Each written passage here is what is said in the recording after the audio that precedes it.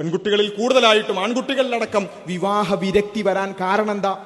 വളരെ കൃത്യമായൊരു social engineering ഇവിടെ നടക്കുന്നുണ്ട്. വിവാഹം എന്ന് പറഞ്ഞാൽ നിങ്ങളുടെ എല്ലാ ആസ്വാദനങ്ങളുടെയും അവസാനമാണെന്നും അതോടുകൂടി നിങ്ങൾക്ക് പിന്നീട് ആസ്വദിച്ചുള്ള ഒരു ജീവിതം സാധ്യമല്ലെന്നും കഴിഞ്ഞ ഏതാനും വർഷങ്ങളായി മലയാളത്തിൽ ഇറങ്ങുന്ന സിനിമകളുടെയും അതുപോലെ തന്നെ സോഷ്യൽ മീഡിയ ക്യാമ്പയിനുകളുടെയും തീം പരിശോധിച്ചാൽ നമുക്ക് മനസ്സിലാകുന്നത് വിവാഹത്തോടുള്ള വിരക്തിയാണ്.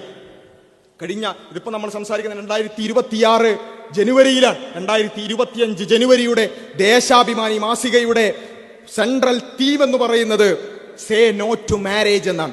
ഒരു ലക്കം മുഴുവൻ ഈ വിവാഹം എന്നുള്ളത് ആവശ്യമില്ലാത്ത ഒരു കാര്യമാണ് എന്ന് സ്ഥാപിക്കാൻ വേണ്ടിയുള്ള ലേഖനങ്ങളാണ്. ഇതിലൊരു ഹെഡിങ് എന്ന് പറയുന്നത് വരൂ നമുക്ക് കുടുംബങ്ങൾക്ക് തീ കൊളുത്താം എന്നാണ്.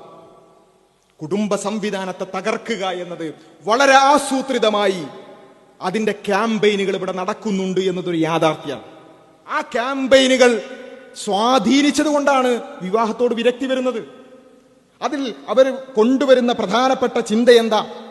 പെണ്ണ് സമ്പാദിക്കാത്തത് കൊണ്ടാണ് എന്നും പുരുഷന്റെ കീഴിൽ ഇങ്ങനെ അടിച്ചമർത്തപ്പെട്ട് ജീവിക്കുന്നത് എന്നതാണ് അതുമായി ബന്ധപ്പെട്ടുകൊണ്ടുള്ള ഫെമിനിസ്റ്റ് നറേറ്റീവ് എന്ന് പറഞ്ഞാൽ.